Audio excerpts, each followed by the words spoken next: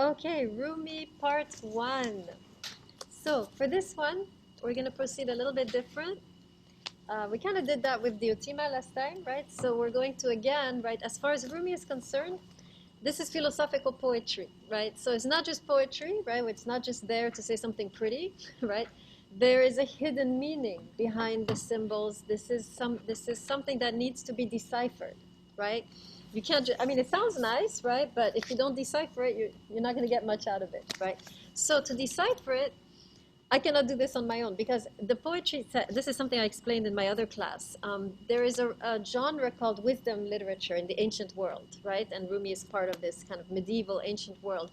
This genre called wisdom literature, these texts are the great wisdom texts of our civilizations, right? So I'll give you a few names. You have the Upanishads, the Tao Te Ching, some of the wisdom books of the Hebrew Bible, the book of Ecclesiastes in the Christian Bible, the book of John, right? And then you have, of course, poetry. These are wisdom texts. And the property of wisdom texts is that they are meant to unlock something in each person who reads them.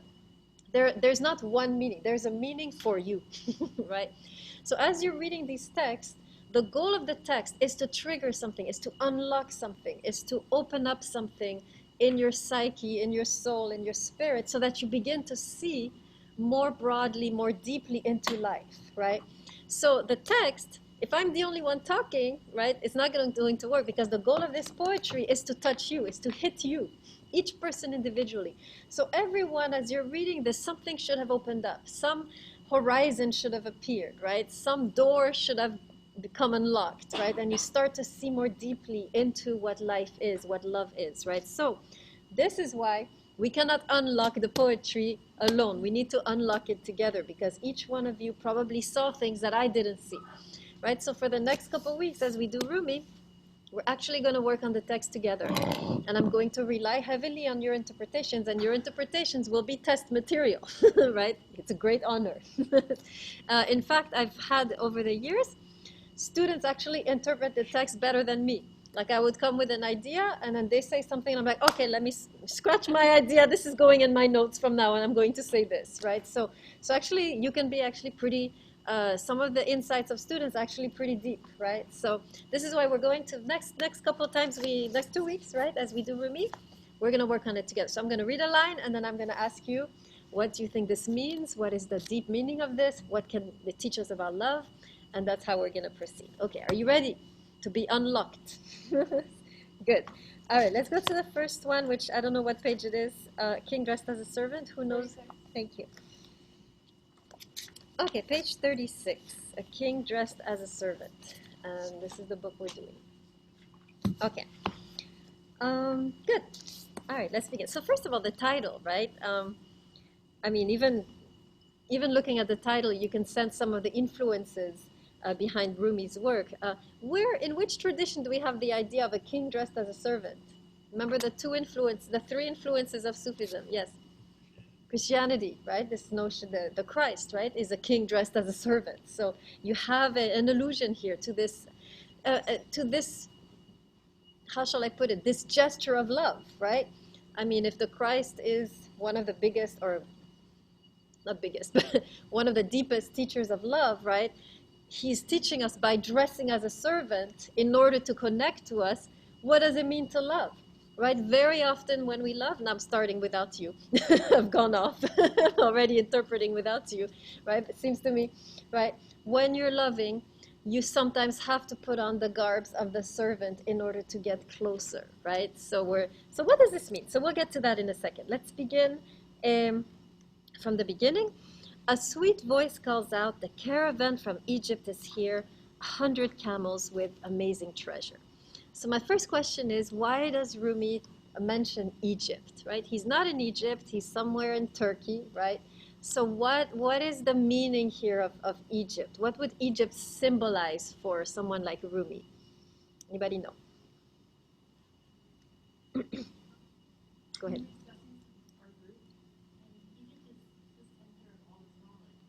Yes. Absolutely, right? Remember I told you I hope I did, in the introduction, there's 3 main centers in the golden age of Islam, in the Muslim world. You have Baghdad, Cairo, and Cordoba, right? So Egypt is one of these centers. Now, it's a center that's even more ancient than the Baghdad one, right? Egypt has been known for ages as being one of the pillars of civilization, right? From the ancient times, way even during the time of Solomon, whom we studied, right? Egypt was already doing its thing. Right?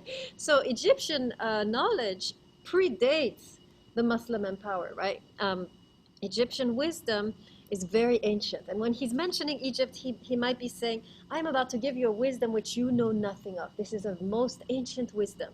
What I'm going to reveal to you, you do not know. This is coming from the ancient world, right? So let's see what he's about to teach us. Midnight, a candle and someone quietly waking me. Your friend has come. Okay, who's the friend in the poetry of Rumi in general? Who does the friend symbolize? Yes? God, right? God, remember, for Rumi, God is the beloved, right? Or the friend. Each time you see friend or beloved, this is God, right?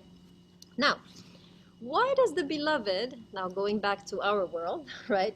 Why does the love of your life or the beloved, why do they come at midnight? And what does it mean that the friend or the beloved chooses to come at midnight? I'm intrigued.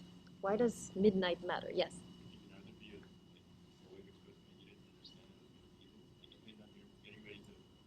At midnight, getting ready to go to sleep, you're tired, you're not expecting anything to happen, you're getting ready to Okay, very good, right? At midnight, you stop all activity, hopefully.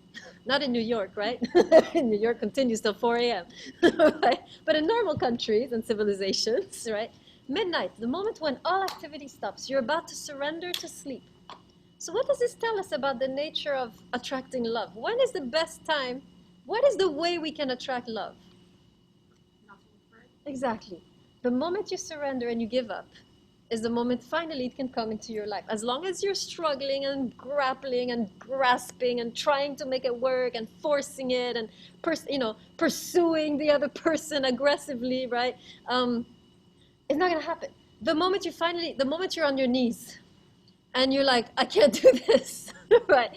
There's nothing left for me. I can't do this, right? The moment you just surrender and you give up all action, paradoxically is the moment the friend will come, right? This is so counterintuitive, right? We're used to thinking we have to work to achieve what we want to achieve. This works very well to a limited degree, yes, but all good things in life usually come when you're in a state of surrender, when you have reached your limit. This is when the best things in life come, right? So love is not something you can make happen. It comes precisely at the moment where you have given up and where you have given up all grasping or forcing or pressuring, right? I mean, we have this, right? Sometimes we pursue someone and we pursue them and we're exhausted.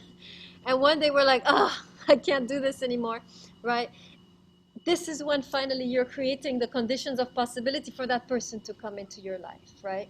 Or, so this is the idea. Very beautiful idea, very profound knowledge, right? That it is when you stop doing that actually you can actually create the space for the beloved to come in. So if you're single right now and people are criticizing you for, staying at home and doing your thing, actually Rumi would be like, you good,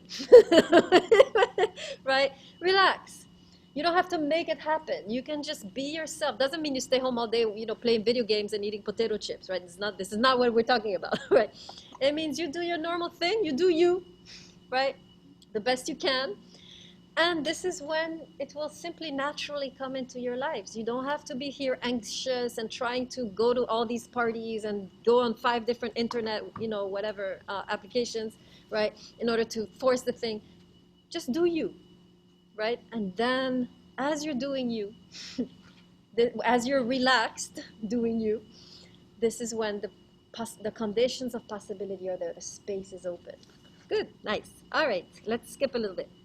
Suddenly, there's a world within this world, an ocean inside the water jar. This is another allusion to Christianity. Anybody know what text he's alluding to? An ocean in a water jar? Very famous text from the Apostle Paul. Anybody recognize it? Guzman? Huh? Nobody? These Christians who don't know their Bibles. When Paul talks about this treasure we have in jars of clay, talking about the presence of God within us. Very Sufi idea, right? Of the presence of God within us. He took it from Christianity, perhaps, right? Maybe this is a borrowing from Christianity. So this idea of the ocean within a water jar is the idea that there's something extraordinary which is somehow, right, lodged within our clay bodies, right? Okay, so what does it mean? What does it tell us about love? This idea of an ocean within a water jar. How can this illuminate our path to love? The fact that everyone is an ocean within a water jar. Write down this quote because I'll come back to it when we do Kierkegaard later in the semester. But for now, let's explore. Yes. I was going to say, is it like an expression, like there's more to it than what you actually see about it? Okay, right. A bigger explanation or expansion of what's actually there. Yes, right? There's more to every human being, right, than you see. This is very profound. As we study Kierkegaard, we're going to see how we can apply this, right? The notion that every human being is more than meets the eye. And love is what helps you perceive that.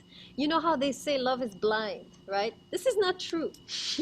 Love is actually ultra perceptive. In other words, when you love someone, you see things that no one else sees, and that's why you look blind.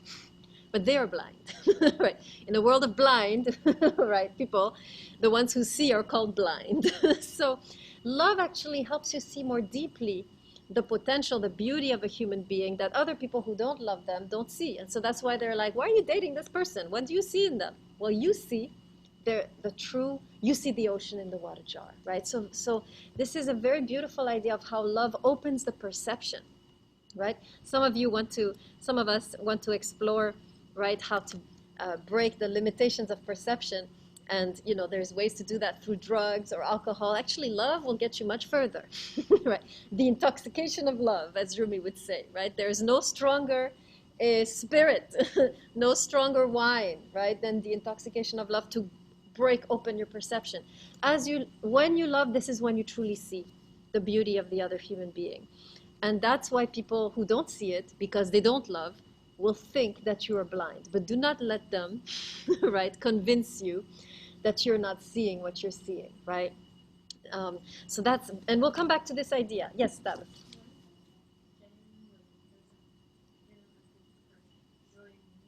Louder, louder. Like, what if the person is genuinely like not a good person? So like your friend sees that they're genuinely a bad person, not like overly jealous or anything like that. Absolutely. So everyone is bad, but everyone is also good. So of course your friends are seeing the first layer, and so are you. I mean, we can see more deeply and still be aware of the issues. So they're seeing the first layer, which is true. That person is a jerk in many levels, right? But you're able to see the deeper layer too. Hopefully you see both, right? But love really enhances that deeper layer. So your friends are seeing correctly, but they're not seeing deeply enough, right? It's like you're all seeing that my cup has Starbucks written on it, but you're not seeing what's inside, right? But you're seeing correctly that it's a cup with, right? But love will open the lid. Okay, then now you see more deeply. So yes, they see through it, but they don't see far enough. That would be my understanding of it. Does that make sense? Yeah, so continue to be blind. That's what Rumi would say. Rumi is dangerous. This is a dangerous philosophy. This will take you to places you don't want to be. I will let you know right now. Beware when you read this. Because if you do not have the courage or the grit to follow through, you will end up, he will take you to the stretches. He will take you to the other side, right? So this is like a drug. You have to be ready you have to have the grit and the courage to really go this far, right, into love as he is inviting us to, right? Good. Let's see. 5:26, what does that mean? When do we stop? Thank you. Forgot momentarily where I was. Okay, great. Let's see. Let me skip a little bit. Actually, let me do this. A king sitting with me dressed as a servant, a garden in the chest of the gardener. Okay, so what can we learn from this idea of a king dressed as a servant? Now, who's the king in Rumi in general? Okay, God. So why does God need to dress like a servant? Why? What is going on? What's God doing here? Why? What's his... You mean like in the Jesus aspect? You can say that if you want. So like in the Jesus aspect, it was considering that God humbled himself to become like Why? Why did he dress as a servant for us? As a show of love and compassion to sort of show that not only that there's a perfect way of doing things, but he's doing things out of love and because of the sacrifice. Couldn't he come like a great king? I think that would have been wiser. He wouldn't have been crucified, better ending. No? Why didn't he come like a king? I would have been more convinced personally if he had come like a king. Why he comes like a servant? What's he trying to do? That there is no love without suffering. So I guess with the humility of it and the suffering, there's a compassion and show of love. So are you saying that without humility there's no love? I would say, I'd argue that it's a lot more difficult. Especially if we're talking about both sides having to say, like, in situations, let's say one person's just a jerk, and they're not, humbling themselves as you get to know you, understand you, see the emotions into the ocean. Okay. Okay, good. So love is based on, or humility is a sign of, is a gesture of love, right? So what does it mean for us to be humble, to put on the garb of the gardener, right? We are all kings and queens, right? Until we love. You know this, I know this, right? What is it? Why are we doing this? What does it mean as lovers to put on the garb of a gardener? What can we achieve by humbling ourselves in this way? What does it mean to humble ourselves? Why can there be no love without humility? And what is humility? I guess I would ask. This doesn't sound like much fun to become to become a gardener, dressed as a gardener. Actually, this is interesting. Why does he choose the metaphor gardener? It just hits me. Yes. So I thought that was also good, because like after, if you want to say Jesus resurrected, the very Magdalene, one of his like virtue that he healed, said that in the Bible she described it as seeing a garden. Yes, that's true. Interesting. All right. So why are we gardeners when we love? What does it mean to be a gardener? Yes. When gardening, you have to cut stuff to allow the growth. Louder. You have to cut stuff and like cause damage, or not damage, but cut things down a little bit to allow them to grow and allow them to pain. Okay, this is okay. If I understood you correctly, because with the mask, as gardeners, sometimes we have to cut, trim, right? So sometimes, so this is a very profound idea. There are moments where cutting, right, is an act of love, right? Now, it could be cutting in the sense of, we need space, we need a separation, we need some time, right? It can be cutting like, I need you to respect me, right? The boundary issue, right, is sometimes, so as a gardener, we cut, right? Sometimes this is, right, we are meant to, so you're giving us the worst part of the gardener, but you're right? There are moments where out of love, cutting is necessary. I think one of you asked, I think it was maybe Osorio, who asked last time, well, when do we know when enough is enough, right? You're in a difficult, challenging relationship, right? When do we know when it's time to leave?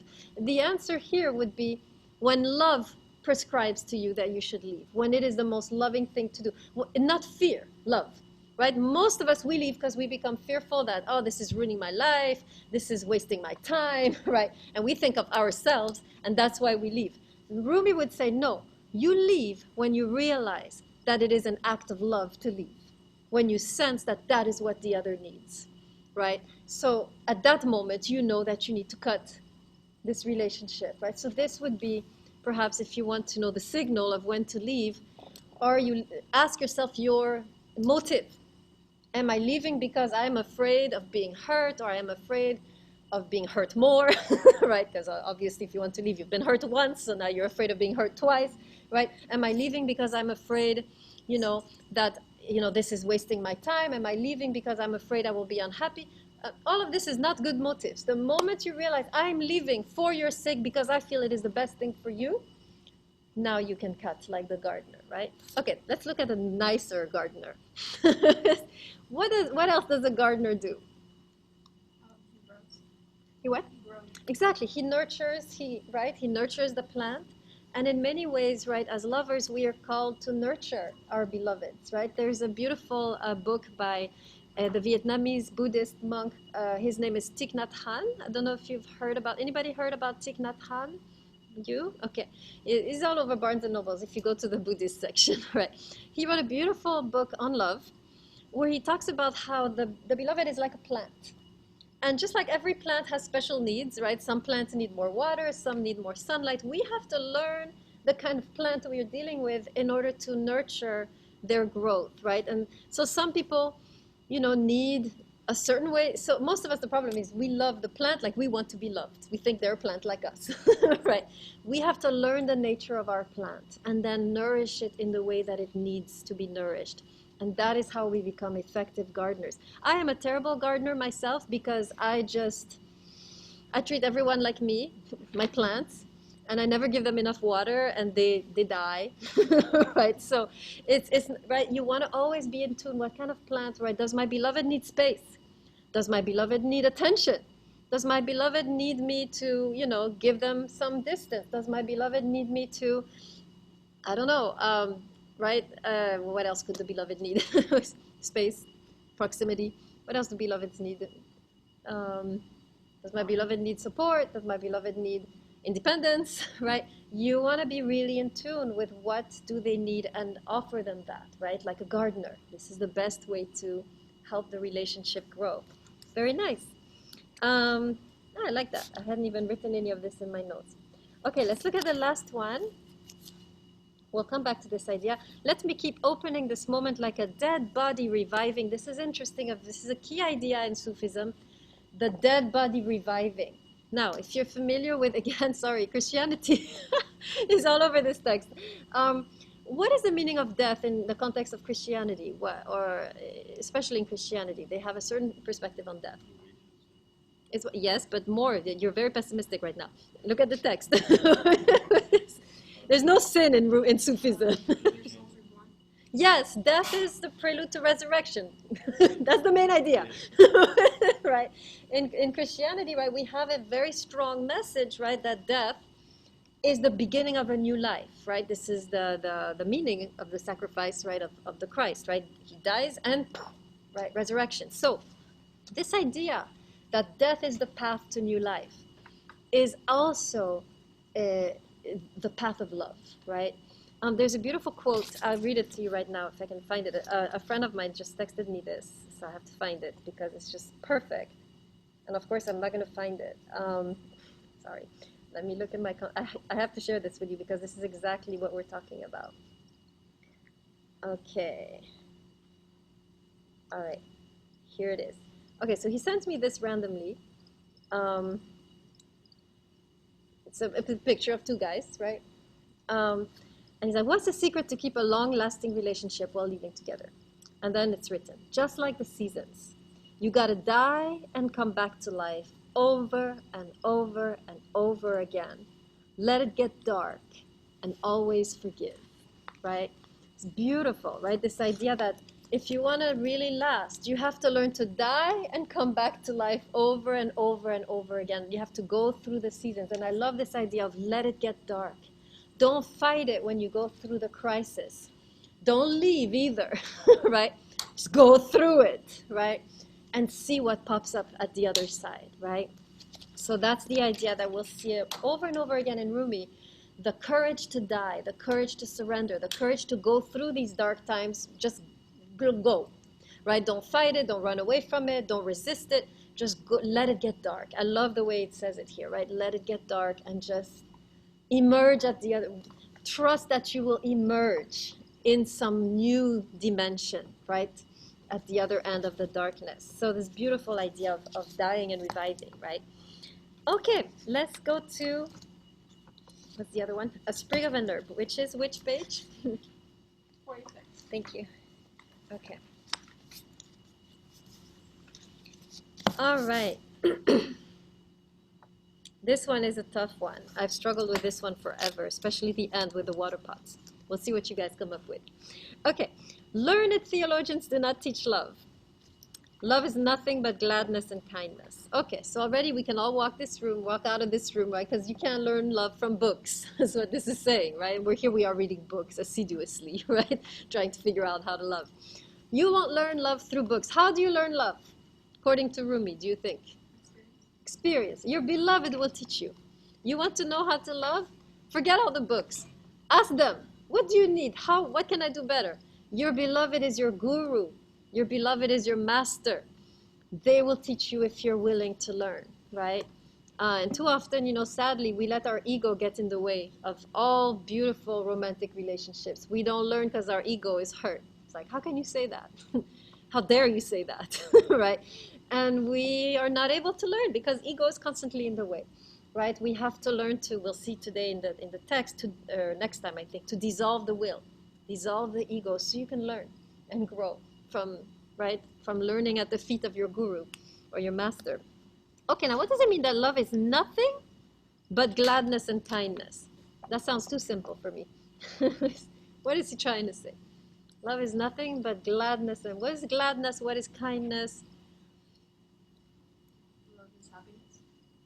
Is he saying that? So is it though? I mean, is love happiness? I mean, so what's he saying? Is he lying? Is he fantasizing? What is this gladness? Is it happiness or what could it be? And what would he mean by that? Are we in Walt Disney? What's going on? Is this a Hollywood movie? What does it mean that love is gladness? Let's start with that. We know love is kindness, right? We have to be kind, right? Respectful, that makes sense. But why glad? I don't have to be glad. Like if I'm not happy, am I gonna now fake it? You know? What is he saying when he says love is gladness? What's he trying to tell us? Yes. Not really sure, but maybe like appreciate the love that you do. Absolutely, right? Gladness, gratitude, right? Gratitude with whatever comes your way. Beloved makes you happy, gratitude. Beloved cuts you, gratitude. Why gratitude when the beloved cuts you? Yes. Beloved is your teacher, it's supposed to cut you, right? You're supposed, this is the only way the ego, what is being cut? Your ego, right? This is the only way to move forward, right? If there is no pain, no gain, right? I'm going to start to go into cliches now, right? So in love, right? Anytime you're suffering, this is an indication. Not that the person you're with is a jerk. Yes, maybe a little bit too. But also that there's something you can do to grow, if only to put boundaries, right? Whenever you're suffering, yes, it's also the other's fault, but you too, there's something you can do, right? Something that needs to mature in you so that you can rise above or avoid, right, whatever is going on. So, even let's imagine, I'll give you a very concrete example. Verbal abuse, right? Here you are being verbally abused. Let's not use physical abuse because that's too complicated. Anyways, it's illegal. So verbal abuse all day long. Of course, it's the other's fault. But how is it? Where are you in there? What's missing in you that all this verbal abuse going on? Tell me. What is needing to grow in you at that moment that you're realizing, whoa, whoa, whoa, it's been years I've been taking this in. What is, Your worth. huh? Your worth. Okay, what else? So you have worth. What else might be needed from you? Yes. Worth to stand up. Yeah. Very often, there's two ways we do this, I've noticed, right? We either yell back, right? Or we just suck it up and become victims, right? One of the great tragedies of any type of relationship is the inability to express one's integrity or desires in a way that is inspiring to the other. We do not know how to stand up for ourselves in a way that is graceful. We only do it in a way that is, violent, or we don't do it at all. This is the two paths that I see over and over again. Either you become a victim or you become a bitch. This is the only two paths I'm seeing, right? And you can translate, guys, into your own vocabulary, right? So there's this third path, though, which actually I'm exploring too, so I can't teach it yet because I'm still learning it. But one day I will, right? The third path of standing up for yourself gracefully with love. And this is an art which we have not learned, which we do not know of, right? This is in Egypt still, in a scroll somewhere in the library that's buried under the sand, right? We don't know this as a civilization. And yet this is what right? This is what it means. I don't even know where I was with the text. Where was I? Why did I ask all these questions? Gladness. Okay. How did we get? I do not know. I cannot come full circle. Where did I start? Somebody please put tie the things for me. Cutting your ego. Cutting your ego. You talked about how there's verbal abuse. How what? And then how it leads to verbal abuse if you have you don't defend yourself. You were saying that there's like an aspect that we don't know. What? There's an aspect that we don't know. You said that there could be a victim. You could either fight for yourself or you could do something Yeah, I see what I said, but I can't come full circle. I'm so sorry, guys. Anybody can help me? Is this So it? you said that suffering is room for growth and for boundaries. Okay. Boundaries for yourself, not just Ah, yes. And why did I talk about suffering out of the blue and gladness? you switch it to grace. I'm having a So complete the blank. suffering is an indication that you can do something to grow. Ah, you can be glad even in the suffering. There, we're back, we're back. Yes, I was saying you can be glad when they're good and be glad when they're cutting you. Why? Because in the cutting, there's here, we're doing it. Because in the cutting, there's an indication you can grow, and how an example of that, of verbal abuse. Whew, thank you. I just blanked out. I really need more sleep or something. Right. Waiting at midnight all the time, maybe that's my problem. Waiting for the friend. Okay, very good. Yes, so this is a great example, right? The verbal abuse, right, is one where there is also something you can do, right? There's something that needs to mature. Very often, by the way, if you're with a partner who is abusive, right? This is because somewhere in the past you have been in that situation and have not yet created the boundaries. You're lacking that, right? So this is actually the beloved will give you the opportunity to build up what has been broken in the past, right? Very often when you're with a beloved who pushes your buttons, those buttons were already destroyed at some point, right? And this is why this is an opportunity. Okay, now I'm older, now I'm stronger, now I'm going to affirm myself in a way that I couldn't when I was a child or a young teenager, right? So this is always glad at all moments. Okay, thank you. Whew. All right, moving on. Let's skip a little bit because we're running out of time. Okay, I love this one. This one is for me. Do not try to be a shepherd, become the flock. What does that mean? Preach to me. I need a sermon. What does it mean to be a shepherd in love, and why is he saying to be the flock? That sounds very passive and weak. What is he saying? That in love we cannot be the shepherd? Yes. Like you said before, trying to control like the situation sometimes is the best way of action. Yeah. Having love to become the shepherd and you two becoming the flock, not leading away, but like following the path that it sets out. Yeah, exactly. Very often we want to control love instead of allowing love to control us, right? The whole movement of the relationship is something outside of us, which we need to honor. Let me say that again. This is really important, right? The flow of the relationship, the river of the relationship is outside of us. And we're trying to control it and we think we started it, but actually we need to honor that flow. We need to go with it instead of trying to control and manipulate and lobby the other, right? To convince them, coerce them, manipulate them, right? We need to learn to release and just go with the flow, go follow where the other is or where the relationship is taking you, right? Very often the relationship is a thing in itself. It's not you pulling the strings. You're both in this thing, right? And sometimes you both have to surrender to that flow and accept it, especially when the river goes through a cave or something like that, right? Sometimes through a meadow, right? There is a kind of flow in the love once we are both in it, which we have to respect and honor and go with, right? So not trying to control and stop and block and make happen, and right, this is all pointless. It's all pointless. Okay, now here's the story that always gets me. I'm still slightly unclear about it, so I'm always open to new interpretations. I will tell you the story. It's written here, but I'll give you the vision of it. So there's a blind man. He's trying to get to the door, right? And he keeps on stumbling into pots, right? That's what I'm seeing. Yes. And then he gets frustrated and he's like, how is it? Yeah. He's like, why is this blocking my way? And the doorman is like, there is nothing blocking your way.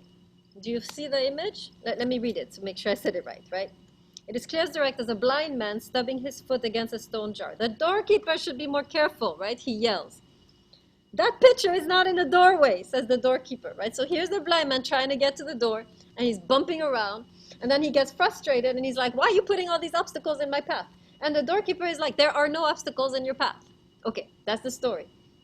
Please illuminate me. What does it mean?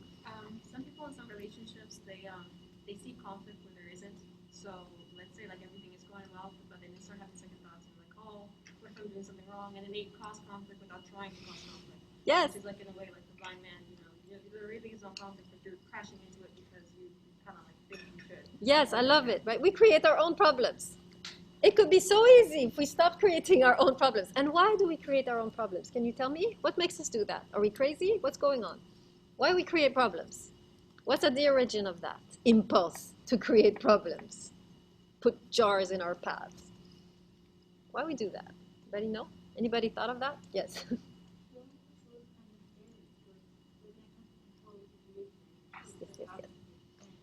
Absolutely. As soon as you, out of fear, try to control the situation, you're putting a water thing, a water pitcher in your path, right?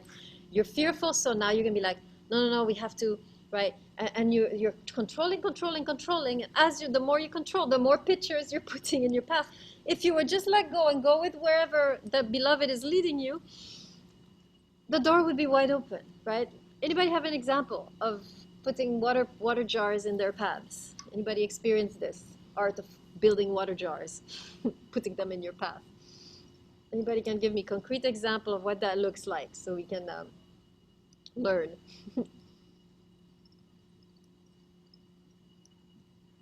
Has anybody experienced this, bumping around in water jars when the door, okay? You have an example? It hasn't happened to me, but I've seen it in relationships. Good, tell us. Like, let's say someone goes out one night, and like, let's say the girlfriend goes out, right? And then the guy comes, and she comes home, and the guy's like, "Whoa, who you with?" Like, like they like give like descriptions of all the men that you were with, and like that's creating conflict because if you put your trust into her, that she would not do anything. Even if it is that she is doing something, but the fact that you have to put yourself in trust that she won't hurt you, even if, because if she does, it's not your fault, it's her doing it hers. So like, you're creating like unwanted conflict with them. Okay, very good, right? Possessiveness, jealousy, right? Insecurity. These are all ways that we build water jars, right? There's the, and also, Facebook and all this Instagram is not helping either. Like you're scrolling down their Instagram, which you shouldn't be doing. Well, who's that? Why is she naked? It's like, I don't think I'm comfortable with that, right? So instead of checking their phone, like who texted you? Why they sound like that? I don't like the way they sound, right? And so we're creating so many problems by, going in their business. Say, just relax, right? You don't need, most of our problems in relationships are self-created. I'm realizing this more and more, right? If I had been more of a shepherd, be done deal now, right? So we slow things down, we create obstacles because we are so afraid and insecure and jealous and possessive and we want to control. And in the end, it becomes just, at the end, it becomes almost impossible, right? And the doorway was open all along, right? If we had just withheld, right, this urge to control. Very good. Okay, that was not bad. I like that interpretation. Let's see. I love this one. The truth is, you do not know where you are. Okay, what does this tell you about love? What is one of the characteristics or the signs that you're in a space of love?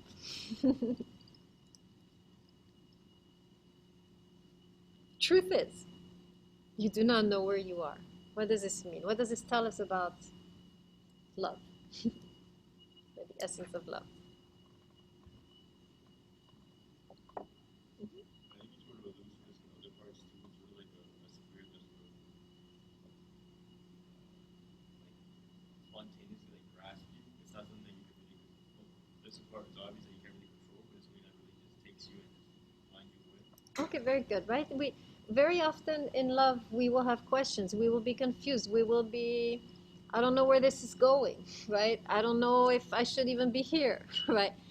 All this for Rumi is positive. It's a sign that you're moving beyond your comfort zone. Confusion is a sign you're moving beyond your comfort zone. And who would be happy with that, with you moving beyond your comfort zone? Someone we studied.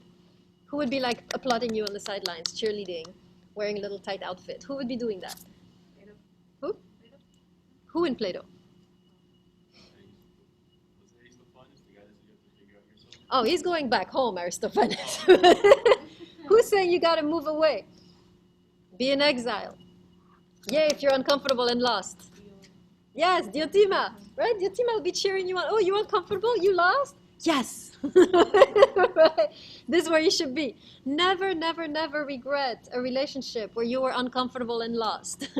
Because at some point, something in you shifted and you become you enlarge your capacity to love, right? It is always good to feel lost. If you take my philosophy of religion class, we do the book of Job, and this is a holy man who at one point loses his way, right? And he's confused and in the dark and he doesn't know where he is. And actually, at that precise moment, this is where he has an enlightenment, right? He gets enlightened at the moment. Well, I'm speaking very vastly about the book of Job, but this is at the moment where he finds himself lost, is the moment where he becomes a true spiritual man, right? And so it's the same in love. You're lost, you're confused, you don't even know what happened in your last relationship, why you broke up, what happened. You're completely clueless why it didn't work out, right? Anytime you're lost and confused, Diotima is there, applauding you, saying, see, you had courage, you had tenacity, you allowed yourself to move beyond yourself, and this is always, always, always positive, right, for Diotima. Very nice. Okay, let's see. And then same idea, right? There's no better sign than someone stumbling around among the water pots looking for signs, right? Here you are stumbling around in your relationship, and Rumi is there with Diotima, right? You're stumbling, you don't know, you're growing. If you know, you're where you were before, right? The moment you enter state of confusion, and you're stumbling around and you're not sure how to maneuver this. You've never been in this situation before. No one taught you how to love. And here you are stumbling around. This is actually progress, right? You're moving towards more mature self, more wise self, even though you don't feel very wise at that moment, right? Okay, excellent. So let's summarize a little bit. What have we learned from both of these? Let's write down a little bit some love advice. Let's go back to the first poem. What is the love advice you found in the first poem?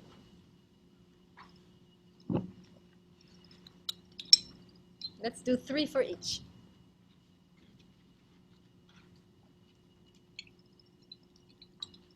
Yes.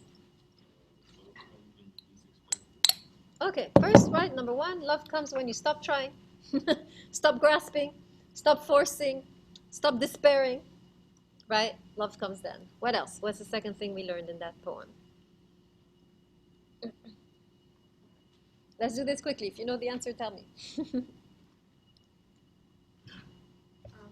more to a person than what meets the eye. Okay, very good, right? Love really heightens your perception. You see the ocean within the water jar that many people don't see. Excellent. And last one? Last idea we can get. There's more ideas, right? Don't lose the other ideas, but I'm just summarizing briefly. What's the last thing we can get? Yes? Exactly. Exactly. Don't be afraid to die, to go through periods of death, to go through periods of darkness, because that is a sign, that is a short destination of resurrection, of a new beginning, a new relationship, a new woman, a new man, right? Very good. I like that. And this one, three gems of wisdom from the sprig of an herb. What can we learn from, what are 3 things we can learn from this one? Yes? Yes, your lover is your guru, right? If you want to learn, allow yourself to be cut by them, to be disciplined by them, right? Your beloved is your guru. What else? Don't try to control it. Yes, don't try to control it, right? You can't. It's very good. Don't try to control where it's going, who you will be as a couple in 5 years. Some people do that. They're like, okay, next year we'll get married, and then second year we'll have children, third year we'll get a house, and you have it all planned out in your head. This is God is laughing, right? Your destiny is laughing, right? This, you cannot plan. You have to kind of be open to the unexpected, to where love takes you, which is probably not where you expected, right? What else? Yes. Same thing. This is number 2. I would say that's number 2. Yes. Huh? Yes, confusion is good, right? Anytime you're confused or you were confused, right? Don't kick yourself, right? This is you moving forward, growing. Diotima would be happy. Okay, great. All right. So I want to talk briefly before we end. I know you have to register for classes now for the spring, so I'm going to tell you a couple classes I'm doing, which I think you would like. In the winter, I'm doing a class called Hebrew Wisdom Literature. We will be studying the anti-patriarchal texts of the Hebrew Bible. There's a number of feminist, anti-patriarchal texts, anti-institutional texts that go against the traditional religious view in the Hebrew Bible. These are the black sheep texts, these are the rebellious texts of the Hebrew Bible. So we'll be doing those in the winter. So if you want to take an online, it will be synchronous online in the winter, and we'll be doing these. So if you like the Song of Songs, for example, we'll be doing this type of text, right? I'm entitling the course In the Mother's House. We're going to talk about that. So this is the alternative spirituality, the feminine spirituality in the Hebrew Bible. So if you're interested in that, you can take that class. It's PHIL 250. And then next semester, you can take Philosophy 116. This is Philosophy of Religion, where we'll be studying the problem of suffering, right? If there is a God, why do we suffer? And we're going to be looking at, again, 7 philosophers who address this question, who try to respond to this problem. So this should be a good class. And then I do upper level, which is Philosophies of the Stranger. So this is a class that I conceived right after the elections in 2016, when there was a rise in the racist incidents, anti-immigration, right, rhetoric. And I conceived a class about the importance of the stranger in our societies. So this is a more political class where we study why is the stranger important? Why is it important to have an other in our lives? How can the self truly grow and become fully themselves without the other, right? I'm showing that the other is not a threat, but is what helps us to grow and mature. So we'll be doing some upper level texts. We'll be doing Kant, Kierkegaard, Levinas, Buber. This is a 20th century, early 20th century, late 19th, and it's PHIL 144. So you're invited to these 3 classes. If you want more information, just come after class. We can talk. And that's it. Okay. I will see y'all next week with the last part of Rumi. Stopping the recording.